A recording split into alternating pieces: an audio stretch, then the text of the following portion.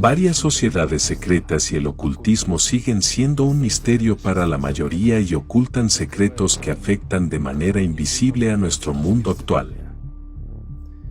¿Siempre fue así? ¿Y qué misterios guarda en sí misma la biblioteca de Lhasa? ¿Estamos seguros de que el Tercer Reich finalmente fue derrotado y que el nazismo fue realmente vencido? ¿Qué papel jugaron la organización Ahnenerbe y el extraño hombre que acompañó a Hitler todo el tiempo?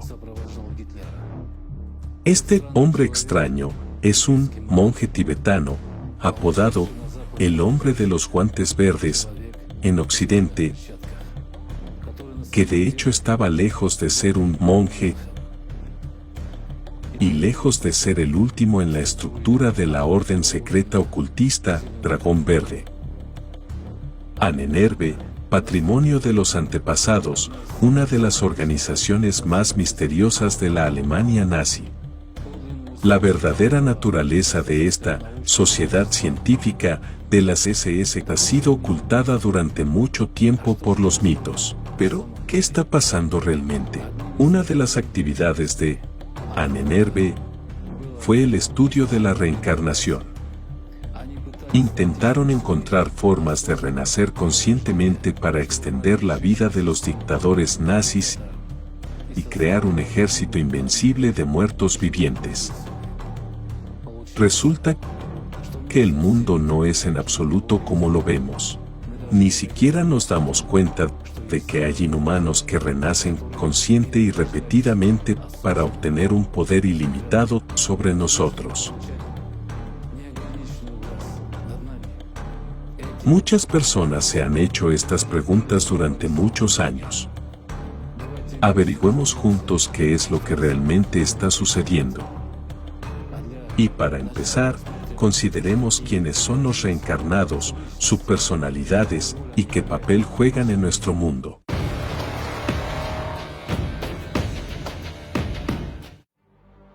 Entonces, los reencarnados. La historia conoce hechos que hablan por sí solos. Aquí hay algunos de ellos. Caso número 1. Hitler. Se consideraba la reencarnación de Klingsee, un hereje medieval que practicaba rituales satánicos, invocar espíritus y realizar sacrificios humanos. Según sus contemporáneos, Hitler parecía un médium poseído. El que escuchaba a Hitler de repente veía la aparición del líder de la gloria. A veces parecía como si algo se infundiera en el orador desde el exterior. De él emanaban corrientes. Luego se volvía a ser pequeño, mediocre, incluso vulgar. Parecía estar agotado, como si sus baterías estuvieran completamente vaciadas. Hitler parecía un médium en una sesión de espiritismo. Era como si al comunicarse con los espíritus, su rostro se iluminara con una energía interior inusual, y el antiestético hombrecillo se convertía en un dios todopoderoso y formidable a los ojos de la multitud, que conocía todas las aspiraciones más íntimas del pueblo que le escuchaba. Todos los que se encontraban frente a él en ese momento estaban dispuestos a seguirle en el fuego y en el agua, a aceptar la muerte con un simple gesto de su mano.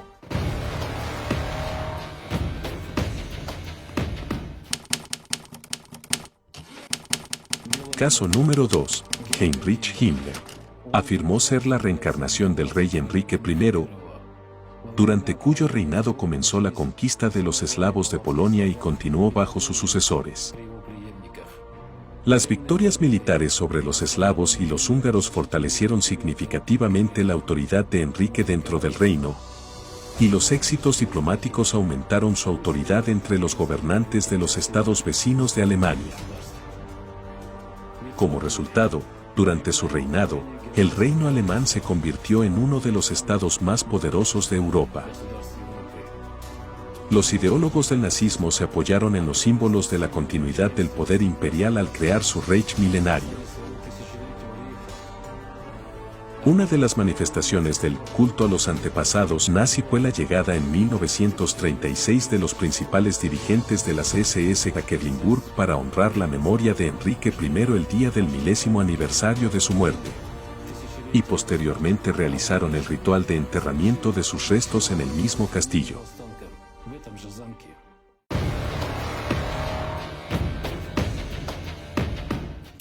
Caso número 3. Carl Maria Billigud. Su familia pertenecía a un clan muy antiguo que poseía conocimientos ocultos y magia. En la Edad Media, la Iglesia Católica persiguió a esta familia y la anatematizó por herejía y paganismo. Billigud heredó los conocimientos ocultos y las habilidades mágicas de su clan. Se puede suponer que estaba gobernado por una subpersonalidad. Al ocupar cargos muy altos en la Ahnenerbe, Billigud era el líder ideológico de esta organización. Muchas iniciativas emprendidas por la Ahnenerbe nacieron gracias a sus recomendaciones.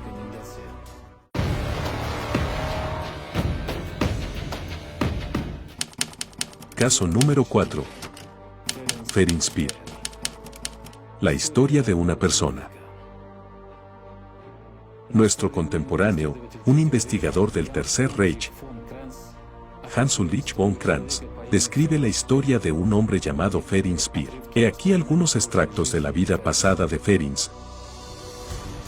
Era como si yo mismo estuviera allí, en el pasado, vi mi casa en Berlín, a mi padre, a mi madre, solo otros, no mis verdaderos padres. Mi mujer, 2 hijas, recordé el nombre. También resultó ser Ferenc. Vi cómo servía en las SS, empecé con las tropas de asalto, me uní al partido en las primeras filas. Luego me incorporé a las unidades de combate de las SS. Fui condecorado por el mariscal, ascendí al rango de Sturmbannführer y morí en abril de 1945 en las batallas callejeras de Berlín. Entonces empecé a recopilar información sobre otras personas, las que también sentían y recordaban algo, como yo. Y encontré a bastantes de esas personas, tengo una conciencia bastante clara de esas dos partes en mí, el antiguo hombre de las SS y el actual periodista. Me pregunté durante mucho tiempo quién era ese Sturmbannführer Ferenc. Mi padre ya había muerto para entonces, no había nadie a quien preguntar. Sin embargo, me atreví y una vez le pregunté a mi madre si conocía a algún otro Ferenc, aparte de mí. Por supuesto, no le dije nada de lo que había recordado, no quería preocuparla. Y dudaba de que me creyera inmediatamente. Me dijo que uno de los mejores amigos de mi padre, cuando era joven, se llamaba Ferenc. Al parecer, mi padre le había hablado de su vida en Alemania. Cuando me dijo que Ferenc era un Sturmbannführer de las SS, que había servido con mi padre y había muerto en las batallas por Berlín, casi me desmayo. Al parecer, era yo. Unos años más tarde, empezó a ocurrirme algo muy extraño. Una parte de ese Ferenc que había en mí pareció crecer. Ahora pienso y lo que es más importante, siento de forma completamente diferente a como lo hacía antes. Un día fue como si me despertara con ello. Creo en ello, o mejor dicho, que Ferenc cree en ello y me hace creer en ello. Estoy teniendo sueños, también estoy soñando con un hombre. Me habla del honor, de la justicia, de la verdad, me habla de nuestros justos y maravillosos antepasados y, sobre todo, de nuestros dioses. Creía que me había inventado a este hombre en mis sueños, hasta que lo reconocí. ¿Saben quién era? Heinrich Himmler. Puedo sentir cómo me llama, cómo algo cambia en mí cada día. No quiero convertirme en un hombre de las SS o en un nazi, no aprobaba a Hitler y sigo sin aprobarlo, pero sé que dentro de unos años no podré resistirlo. No podré resistirme a nuestros dioses. Esta es una historia real, y hay muchas de ellas. ¿No es un tema importante para la investigación?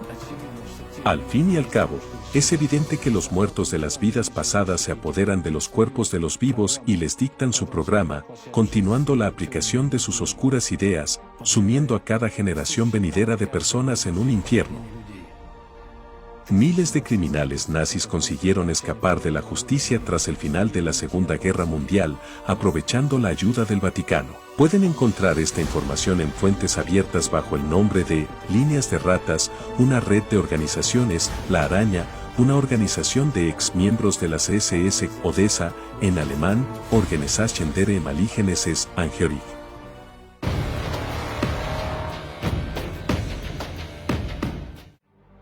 ¿Cómo consiguieron los nazis del Tercer Reich tener un poder y una autoridad tan ilimitados? ¿Y quién estaba y sigue estando detrás de todo ello? Hemos encontrado mucha información al respecto en fuentes abiertas. Así pues, caso número 5: magia y ocultismo. El mago Karl Haushofer. En los juicios de Nuremberg se le atribuyó el papel de mártir. Un erudito del gabinete que supuestamente no sabía nada de política y que, por tanto, debía quedar libre de la responsabilidad de las atrocidades del Tercer Reich. En realidad, en el expediente encontrado en la caja fuerte del padre de Hans Ulrich von Kranz, Haushofer tenía un papel diferente y siniestro. Era un iniciado en una de las sociedades secretas budistas más influyentes. Existe la teoría de que Haushofer no solo era miembro de la Sociedad Thule, sino que también pertenecía a la Logia de los Hermanos de la Luz de Berlín, a veces también llamada Sociedad Brill. La relación entre él y su discípulo Hitler era de naturaleza mística. No era simplemente una relación de discípulo y maestro. No, era una relación mago-medio, exactamente como la describen los practicantes del ocultismo. Para extender su influencia sobre un grupo más o menos importante de personas, el mago necesita un intermediario, un medium, y Hitler era ese medium. El medium es capaz de reunir una gran cantidad de energía y luego bombear a la multitud de acuerdo con el programa que el mago le ha puesto. Bombearla con odio, amor, agresividad, lo que sea. Y Hitler tenía desde hacía tiempo cierta habilidad en este sentido. Su arte de influir en una multitud, según sus contemporáneos, era insuperable. Un medio así era un socio ideal para el mago Haushofer. Fue así como Haushofer convirtió a Hitler en un líder nacional. Tras la caída del Tercer Reich no fue juzgado durante el proceso de Nuremberg. Por cierto, entonces solo llevaron a juicio a los títeres públicos y condenaron a muerte a los que sabían más de lo permitido. Pero nadie movió un dedo para atrapar a los verdaderos dirigentes y financieros del Tercer Reich. Haushofer terminó su vida en 1946 como verdadero miembro de la Orden del Dragón Verde mediante un autoasesinato ritual, habiendo sacrificado previamente a su familia.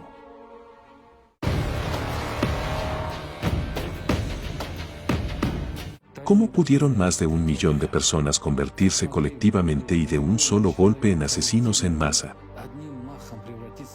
El veredicto de los aliados en el juicio de Nuremberg no aclaró ni explicó el origen del poder de las SS que les permitió convertir las fantasías raciales del régimen nazi en una realidad de pesadilla.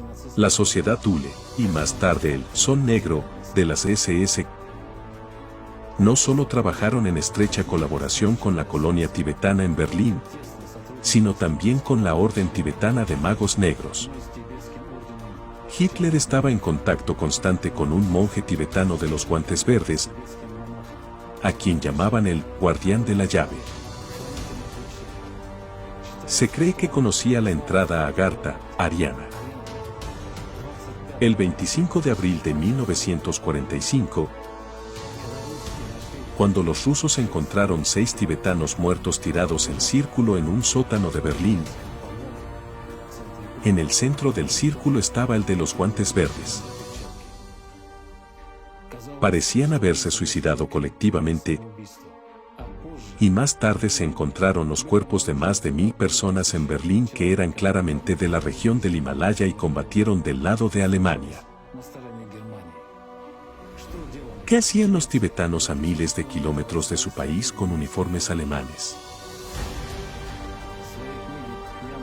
En su libro, Las sociedades secretas y su poder en el siglo XX, Han Van Helsing escribe: según Franz Bardon, Adolf Hitler también era miembro de una orden masónica del siglo de oro que en realidad se conoce como la Logia número 99. Hay 99 de estas logias en muchos lugares del mundo, todas con 99 miembros. Cada logia está presidida por un demonio, y cada miembro tiene su demonio personal. El trato consiste en que el demonio ayuda a una persona a ganar dinero y poder, pero su alma se compromete tras la muerte a servir al demonio. Además, cada año se sacrifica un miembro al demonio de la logia, que luego se sustituye por un nuevo miembro. Los miembros de la logia número 99 son también industriales y banqueros de alto nivel y hoy son más importantes que nunca. Franz Bardon confirmó que Hitler y la Orden Thule eran el instrumento exterior de un grupo de magos tibetanos. Un número incontable de jóvenes habían sido entrenados por el Sol Negro durante el Tercer Reich, iniciados en Wewelsburg y enviados al Tíbet para que se prepararan para la gran batalla final a finales de este siglo. Esta carta procede del archivo personal del líder de Ahnenerbe, Sievers, que resulta estar guardado desde hace más de 60 años en Potsdam y fue descubierto por casualidad.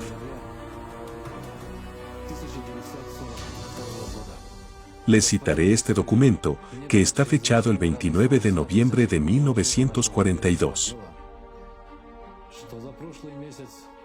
El Reichsführer, me ha alegrado mucho saber, por otro informe de nuestra división tibetana, que los dos proyectos tibetanos han progresado tanto en el último mes y han tenido tanto éxito.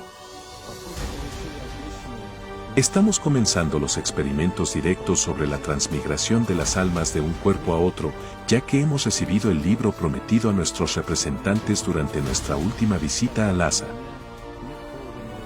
No tengo ninguna duda de que estos experimentos tendrán éxito, pues no tengo ninguna razón para no confiar en los informes de nuestra expedición, que lo vio con sus propios ojos. El significado de este descubrimiento para nosotros es inconmensurable y equivale prácticamente al descubrimiento de la inmortalidad. La transmigración de las almas de las grandes figuras de nuestra época en cuerpos arios jóvenes, perfectos y puros nos permitirá lograr el renacimiento de nuestra gran nación. Y el cuerpo del que se transfiere el alma a otro debe ser necesariamente quemado o despedazado para que el alma no tenga la tentación de encontrarlo y regresar. La transmigración de las almas de los soldados caídos y de los oficiales leales a la nación y al Führer nos permitirá desarraigar cualquier debilidad, inseguridad y vicio de nuestros soldados y hacer que el ejército del Reich sea verdaderamente invencible e indestructible. Esa vida eterna será la más alta recompensa, por la que se esforzarán más persistente y ferozmente que por la prosperidad y la paz.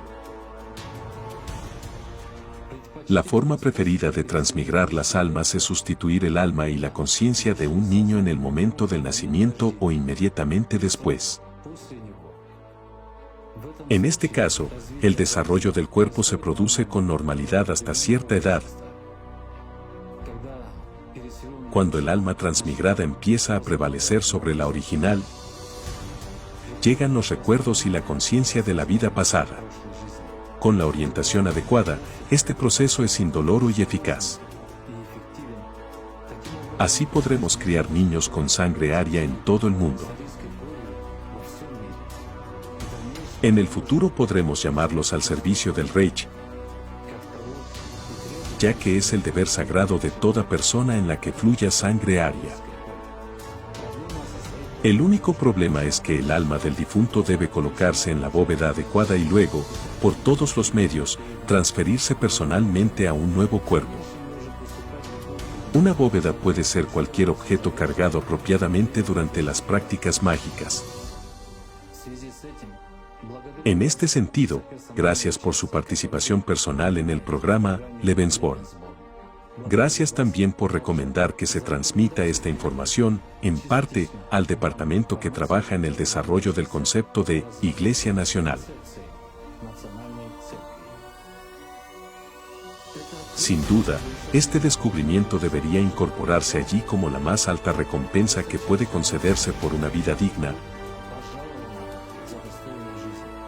fiel a los nuevos dogmas religiosos, leal a Alemania y al Führer.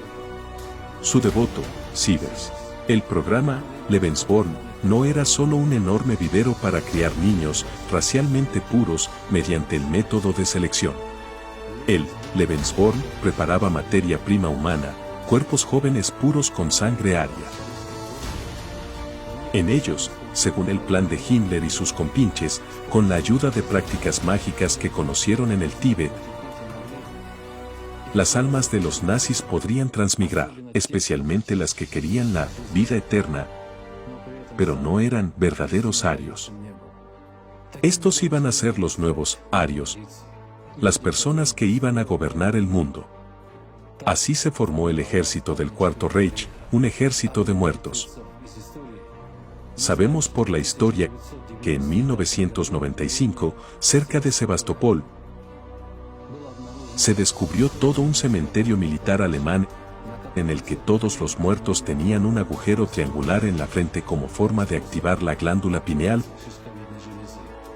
para obtener superpoderes, el don de la previsión.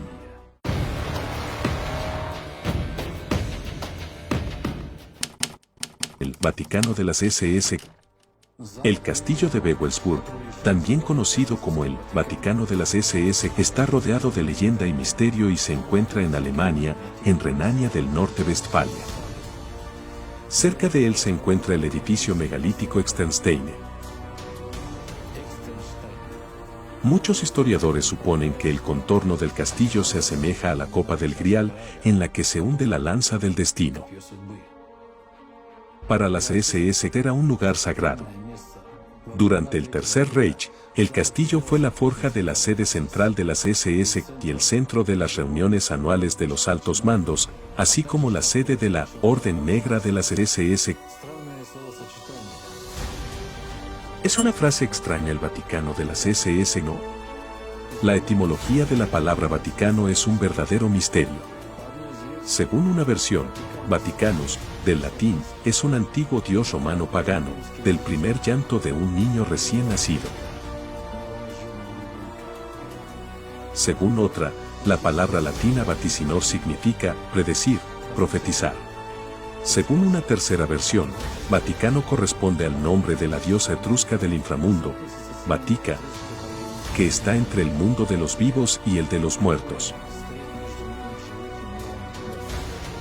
Tras estudiar detenidamente todos los detalles, Himmler decidió elegir el castillo de Wewelsburg.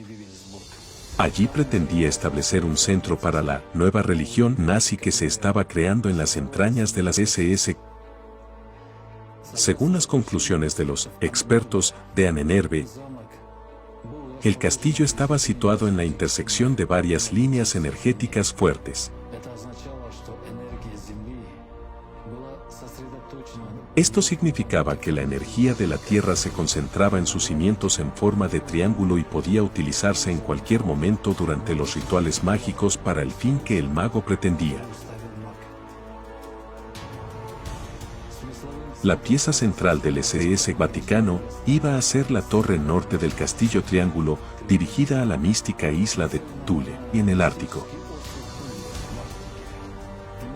La sala inferior, llamada Valhalla, por el lugar donde los dioses y héroes escandinavos se daban un festín, con un fuego eterno en su centro, y una cripta tumba que se construyó en ella.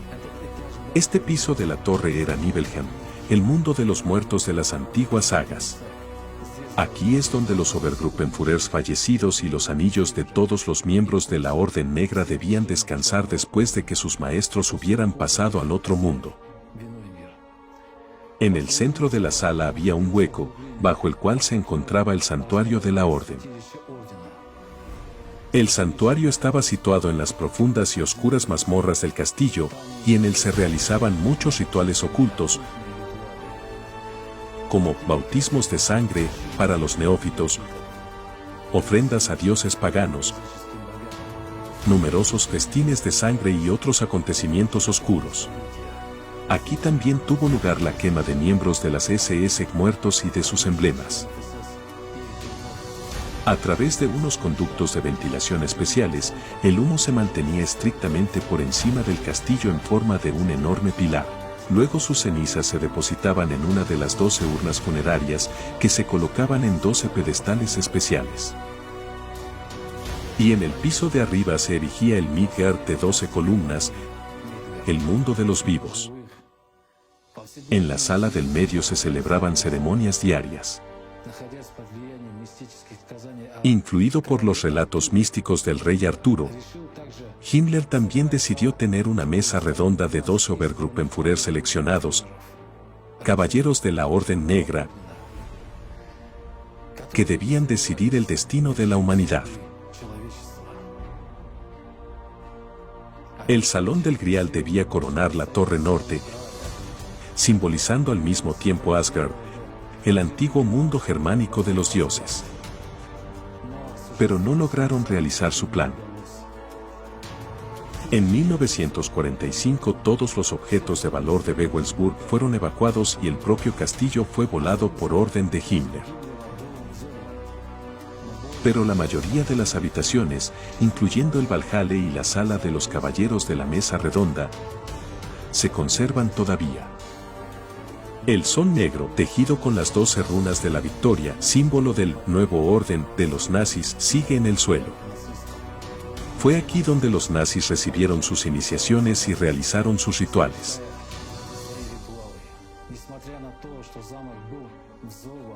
Aunque el castillo fue volado, el interior ha sobrevivido y ahora espera silenciosamente a sus maestros.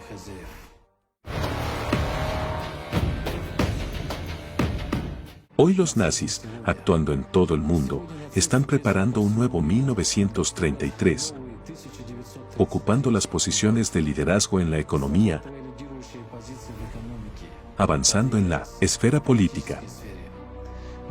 Disponen de los tesoros del Reich Antártico, de miles de millones de dólares en cuentas bancarias suizas, quizás incluso de la ayuda de una civilización desconocida de los antárticos y de otras fuerzas aún más oscuras y terroríficas.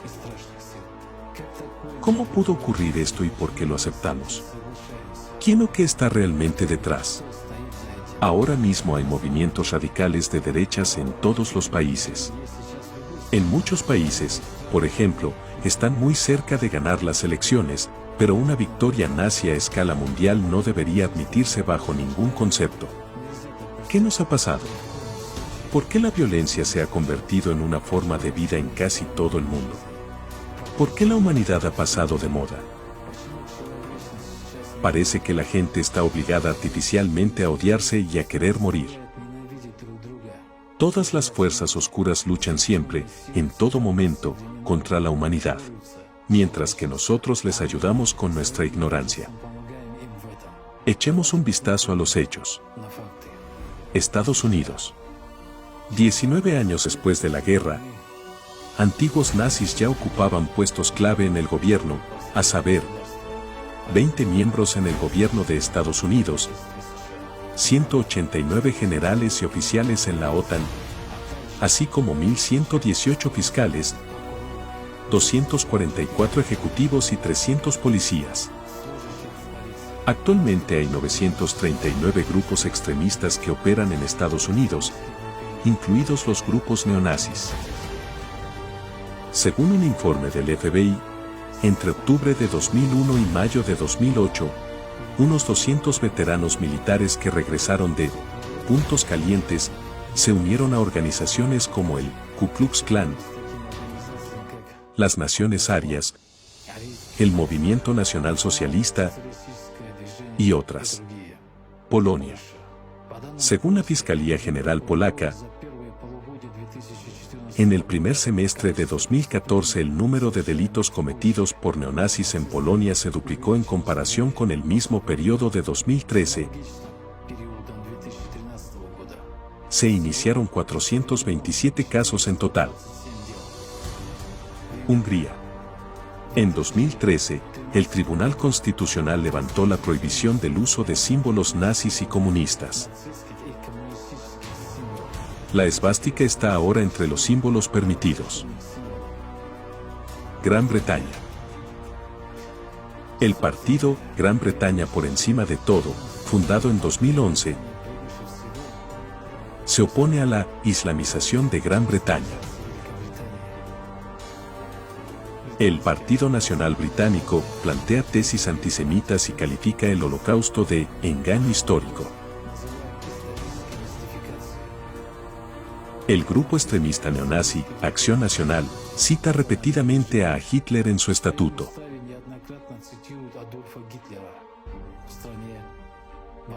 En el país se erigen monumentos neonazis en lugar de los monumentos destruidos a los guerreros liberadores y a las víctimas del Holocausto. Finlandia. El movimiento nacionalista radical en Finlandia está creciendo notablemente. A finales de 2019, el partido derechista, Verdaderos Finlandeses, tenía el apoyo de más del 22% de la población del país. Croacia. El nacionalismo agresivo y la intransigencia étnica y religiosa están cobrando impulso. El Movimiento de Liberación Croata, de extrema derecha, sucesor de la Ustaya, que durante la Segunda Guerra Mundial fue conocido por sus salvajes atrocidades inhumanas contra otras nacionalidades, está resurgiendo. Unos 700.000 serbios, 30.000 judíos y 80.000 gitanos fueron asesinados en campos de concentración. Otros 400.000 serbios fueron expulsados de Croacia. Estas atrocidades no han cesado ni siquiera hoy.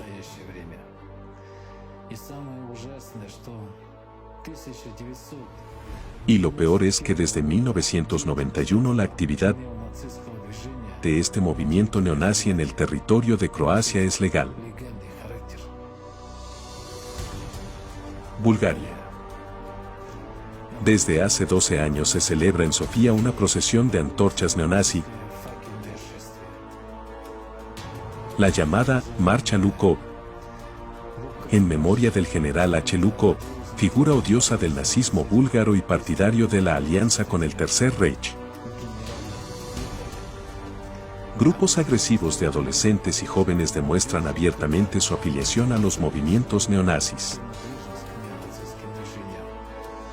En las 2 últimas décadas se han profanado unas 200 mezquitas en Bulgaria. En los estadios búlgaros aparecen regularmente símbolos nazis, banderas y esvásticas. Suecia. En 2014, según la Policía de Seguridad del Estado sueca, había más de 3.000 miembros activos, en su mayoría jóvenes, de la extrema derecha. En comparación con 2013, el número aumentó un 24%. Unos 100 de ellos, según las estimaciones de los servicios especiales, suponen un grave riesgo para la sociedad. El número de sitios y páginas web radicales se ha duplicado desde 2014 y ahora supera los 16.000. Según el Consejo Estatal de Medios de Comunicación de Suecia, una media de 145.000 personas utilizan estos recursos cada día.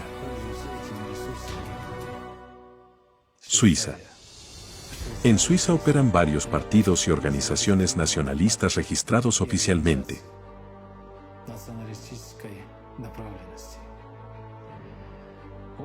Las fuerzas del orden estiman que el número total de extremistas de derecha propensos a cometer acciones violentas es de entre 900 y 1000 personas.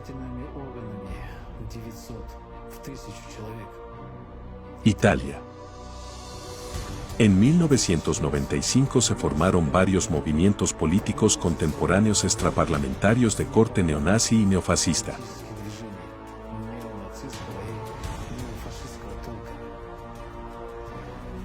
En 2015, en los Apeninos había sucursales de organizaciones y grupos neonazis europeos,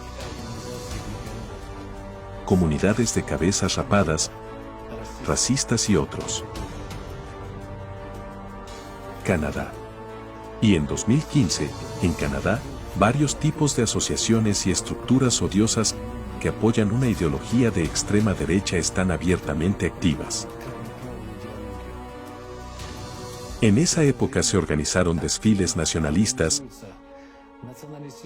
enfrentamientos con pacifistas y otras cosas.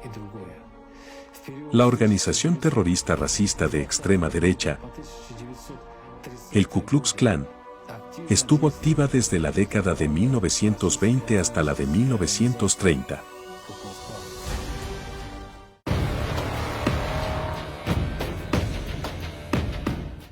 Letonia. Entre 1995 a 1996. La legislación letona consagra una disposición discriminatoria en materia de prestaciones sociales para los veteranos de la Segunda Guerra Mundial y los antiguos prisioneros de los campos fascistas, pero se garantizan las prestaciones a los antiguos legionarios de las Waffen-SS y a los partisanos nacionales. En 2012, en Bauska, se erigió un monumento a los verdugos de las SS, responsables de numerosas atrocidades contra civiles en Rusia, Ucrania y Bielorrusia, con la ayuda del gobierno local.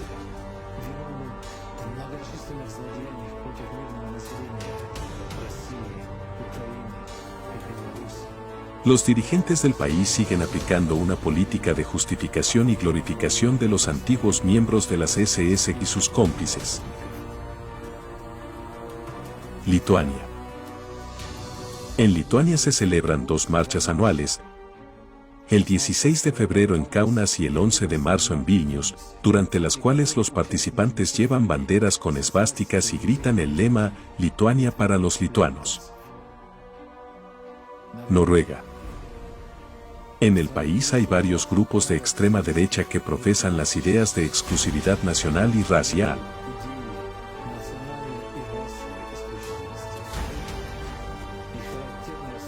Y un rasgo característico de estos grupos es una orientación antimusulmana muy pronunciada. España. En 2013 hubo pogromos en España en los que participaron unos 150 ultras. Solo en Madrid y sus alrededores, según los informes policiales, se han detenido a unos 700 miembros de estas asociaciones juveniles en los últimos 2 años. Al mismo tiempo, la policía española registra que las protestas pacíficas se están convirtiendo en disturbios masivos. También hay que tener en cuenta que Estados Unidos se ha convertido en el principal transmisor de patrones culturales del mundo. El fenómeno de la americanización de las culturas nacionales está siendo ampliamente debatido. Pero a través de la americanización se está produciendo otro proceso, la fascistización progresiva. ¿Podría ser que los patrones culturales impuestos del héroe asesino no superen las fronteras virtuales? ¿Podría ser que cuando una persona comete un asesinato en un juego de ordenador, derrocha una carga de agresividad que no se transfiere a los que le rodean? Las estadísticas sugieren lo contrario. En 1974, la tasa global de homicidios intencionados era de 2.85 por cada 100.000 habitantes. Al mismo tiempo, la tendencia era descendente.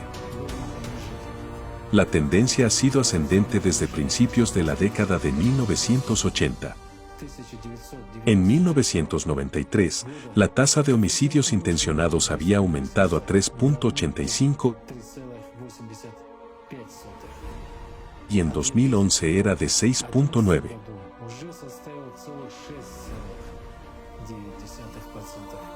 En 2014, según datos no oficiales, se cometieron más de 16.000 delitos neonazis en Alemania.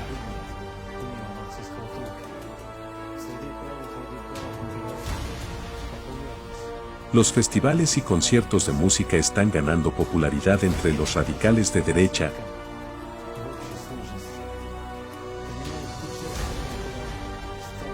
Según diversas estimaciones, un total de unos 180 grupos musicales alemanes y extranjeros utilizan símbolos marrones y letras de extrema derecha. El comienzo del verano de 2014 estuvo marcado por una serie de conciertos y festivales al aire libre denominados Verano del Rock de Derecha. En 2014, Liepāja y Riga acogieron producciones del escandaloso musical Kukurs. Herbert Kukurs, que glorifica a un miembro del Comando Arax, que se hizo famoso durante la Segunda Guerra Mundial por el exterminio especialmente brutal de judíos, incluidos niños. La hegemonía cultural precede a la hegemonía política. La cultura de masas ya es en gran medida fascista. Mientras que los juegos de ordenador degradan el valor de la vida humana. Los personajes negativos se presentan como positivos con los que el jugador se asocia. Así, en el juego de ordenador, Regreso al Castillo Wolfenstein, Heinrich Bergmann es el antagonista. En la historia, los ocultistas del Tercer Reich intentan resucitar a Enrique I para cambiar el curso de la Segunda Guerra Mundial, pero el protagonista del juego se opone a ello. Esta no es una lista completa. Todos los años se celebran marchas y concentraciones de legionarios de las SS en varios países de la UE. Pero el hecho más paradójico es que hoy en día el mayor número de bandas neofascistas operan en la antigua Unión Soviética. Los nietos y bisnietos de los soldados reconocidos por todo el mundo como héroes del exterminio del nazismo se unen a las filas de los radicales cuya visión del orden mundial no difiere de los puntos de vista de Hitler. Esto es solo la parte visible, las consecuencias de las elecciones de la gente, su trato con las fuerzas oscuras.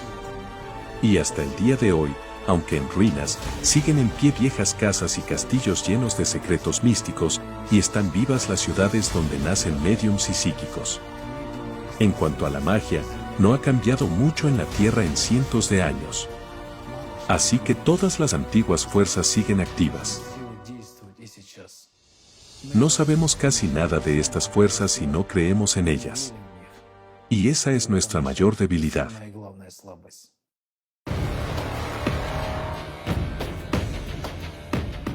¿En qué tipo de mundo vivimos? Guerras, violencia, destrucción, crisis, doble o triple moral. La gente vive en una carrera constante y lucha por la salvación. ¿Y todavía no crees que los muertos gobiernan este mundo? El mal siempre está bien organizado.